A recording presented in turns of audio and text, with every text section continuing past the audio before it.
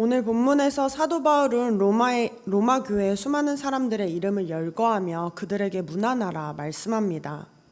문안한다는 것은 물을 문에 안전할 안자를 써서 우 어른에게 안부를 엿줍는다라는 뜻을 갖고 있습니다. 바울이 소개하는 이들을 교회의 어른으로 인정하고 대접하라는 의미를 담고 있는 것입니다. 원어로 살펴보면 이 문안하다는 이 단어는 손을 내밀어 포옹하다, 입을 맞추다, 함축적으로는 인사를 하다, 환영하다라는 의미를 품고 있습니다. 사도 바울이 로마 교회의 여러 사람들을 환영할 만한 대상으로, 특별히 로마 교회의 중요한 일꾼으로 추천하고 있다는 것입니다. 바울은 이런 중요한 인물들을 왜 추천했을까요? 그것도 하필 로마서 마지막 장의 말이죠.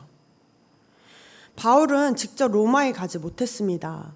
지금까지 한 바울의 사역을 말씀드리면 순례를 하고 교회를 세웠습니다. 한마디로 개척 선교를 했었습니다. 특별히 개척 선교를 하며 거기에 교회 지도자들을 세우고 공동체를 세우고 어느 정도 세워지면 바울은 이동을 했습니다. 그런데 바울은 로마에서는 그 일을 하지 못했습니다. 로마서를 기록할 때까지만 해도 바울은 로마를 가지 못했습니다. 너무 가고 싶었지만 가지 못했던 것이죠. 그런데 로마에 가기 전에 로마에 교회가 세워졌다는 것을 바울은 듣고 크게 감동이 되었고 도전이 되어서 로마서를 쓰게 된 것입니다. 그래서 로마서의 내용들을 보면 초신자들에게 치열하게 고민할 만한 내용들이 굉장히 많이 있습니다. 깊이가 심지어 학술적이기까지도 합니다. 바울이 곁에 있으면 차근차근 쉬운 언어로 가르치면 되는데 편지 한 장으로 이 모든 것을 가르치려고 하다 보니까 문체가 딱딱하고 학술적이고 논리적이기까지 합니다. 이런 편지를 쓰면서 말미에 이 사람들을 언급했다는 것은 그러면 어떤 의미일까? 이 사람들에게 신앙의 지도를 받으라는 것입니다. 로마 교회는 사도 바울이 직접 선교했던 교회가 아니었습니다. 사도 바울이 가기 전에 이미 자생적으로 복음이 흘러들어갔고 그리고 교회가 만들어졌던 것입니다. 그래서 누군가에게는 신앙의 지도를 받기도 어려웠고 복음에 대해 소식을 깊이 있게 공부하기도 쉽지 않았던 것이죠. 그런 로마 교회 사람들에게 우리가 오늘 함께 읽은 로마서는 신앙에 대해 매우 중요한 지침으로 여겨졌을 것입니다. 그리고 사도 바울은 로마 교회 사람들의 신앙을 지도하기 위해서 로마서만 보내지 않았습니다. 믿을 만한 동역자였던 갱그리아 교회 베베를 편지와 함께 보냈고 로마 지역 사회에 있던 믿을 만한 신앙의 선배들을 같이 추천했던 것입니다. 다시 말해서 로마 교회가 외롭게 신앙생활하지 않도록 다른 지역의 교회들처럼 주님의 몸된 교회로 온전히 세워질 수 있도록 교회 지도자들을 소개해 주었던 것이죠. 오늘날 어떤 신앙인들은 성경 말씀을 잘 읽고 기도를 열심히 하고 또한 삶 가운데 신앙인답게 살아가면 그것으로 신앙인의 본분을 다한 것이 아니냐 말하는 사람들이 있습니다. 굳이 교회에 속하여 신앙생활을 할 이유가 어디 있냐는 것이죠. 그런데 하나님은 우리를 교회로 부르셨습니다. 그 까닭은 우리의 육신이 연약하여서 때로는 부족하고 성경 말씀을 잘 제대로 이해하지 못하고 하나님의 음성을 착각할 때도 있기 때문에 죄에 묻어질 때도 있기 때문에 하나님께서는 우리를 교회로 부르셨습니다.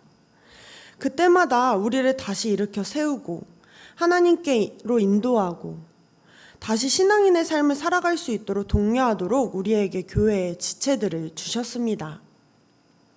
우리에게는 우리 곁에 있는 집사님, 권사님, 장로님, 목사님 이미 익숙해져서 당연한 존재들로 여겨지지만 실은 함께 있는 이 지체들이야말로 하나님께서 우리에게 붙여주신 신앙의 버팀목들이라는 것입니다. 하나님은 분명히 성경을 통해서 우리에게 특별한 은혜를 부어주십니다.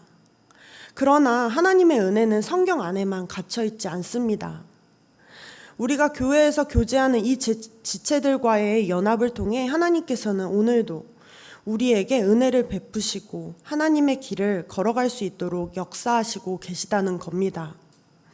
바라기는 우리가 교회에서 만나는 지체와의 교제를 통하여 우리의 삶 가운데 속삭이시는 하나님의 음성을 인정하고 서로가 서로를 주님의 사랑 안에서 용납하고 보살펴주고 지탱해주는 주님의 몸된 교회로 세워지기를 간절히 소망합니다. 특별히 오늘 본문에 기록된 사람들의 면면을 살펴보면 놀라운 점을 함께 발견할 수 있습니다. 오늘 본문에는 26명의 이름이 기록되었는데 시간 관계상 모두 다 언급할 수는 없고 몇 명에 대해서만 함께 살펴보도록 하겠습니다. 본문 1절에는 갱그리아 교회 출신의 일꾼 베베를 소개합니다. 아마도 베베는 갱그리아 교회에서 사도 바울의 편지, 이 로마서를 가지고 로마 교회로 간 믿음직한 일꾼이었습니다.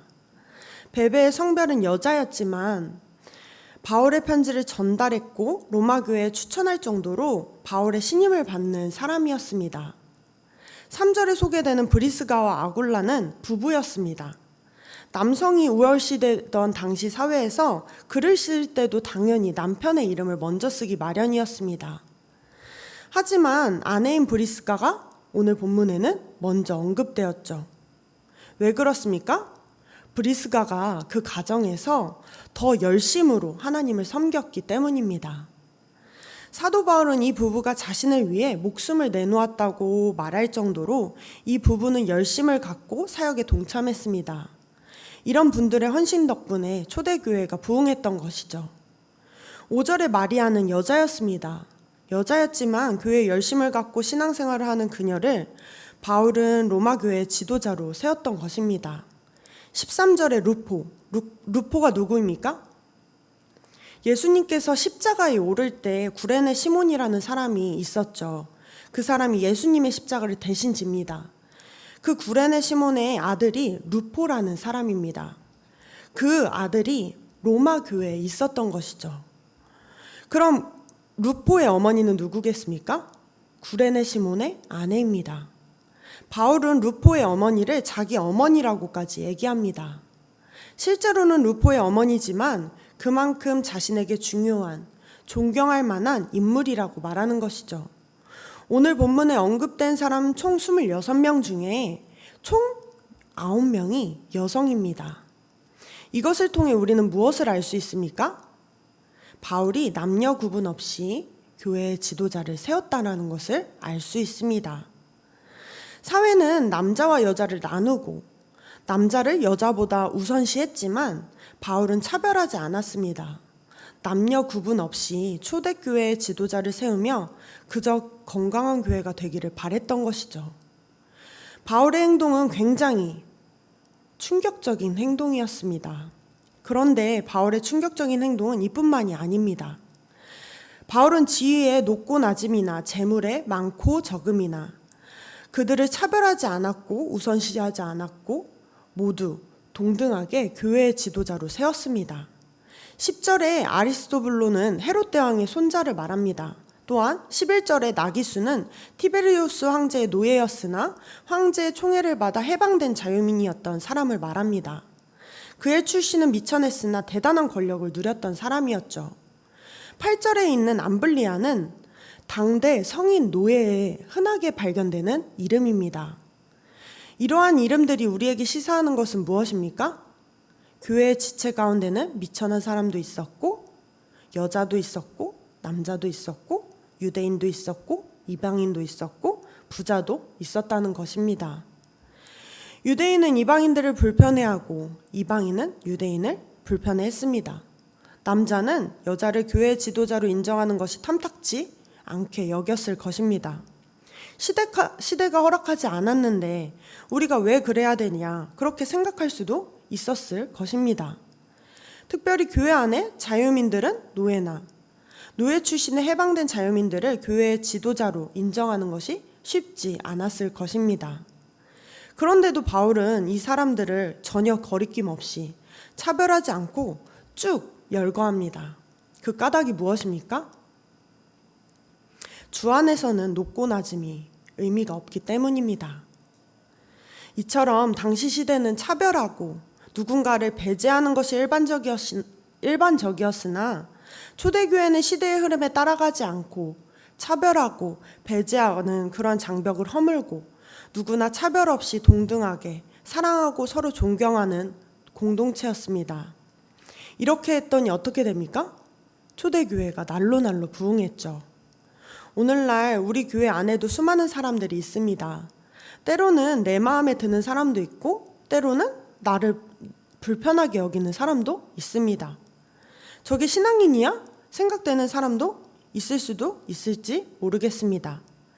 그러나 하나님이 누구를 통해서 일하실지는 우리는 감히 가늠할 수 없습니다. 서로가 서로를 주님께서 보내신 믿음의 지체로 존중하고 섬기는 태도가 우리에게 필요합니다. 특별히 나이에 많고 적음이나 재산에 많고 적음이나 사회적 지위에 높고 낮음이나 심지어 신앙의 연수에 길고 짧음마저 그것들을 모두 초월하여 서로가 서로보다 낮다 여기지 않고 낮은 자세로 서로를 통해 일하실 하나님을 기대하며 나아가시길 바랍니다. 우리가 초대교회처럼 차별과 배제 없이 서로가 서로를 존중하고 섬길 때 우리 한빛교회가 주님의 몸된 교회로 든든히 서갈 줄 믿으시길 바랍니다. 기도하겠습니다. 하나님, 오늘 말씀을 통해 주 안에서는 높고 낮음이 없음을 깨닫게 하시니 감사드립니다. 이 자리에 있는 우리가 시대의 악한 흐름을 핑계 삼아 살아가지 않게 하시고 악한 세상 가운데서도 하나님의 마음을 구하며 누구나 차별 없이 동등하게 사랑하며 살아가는 인생 되게 하여 주옵소서. 세상에는 참 많은 사람들이 있습니다.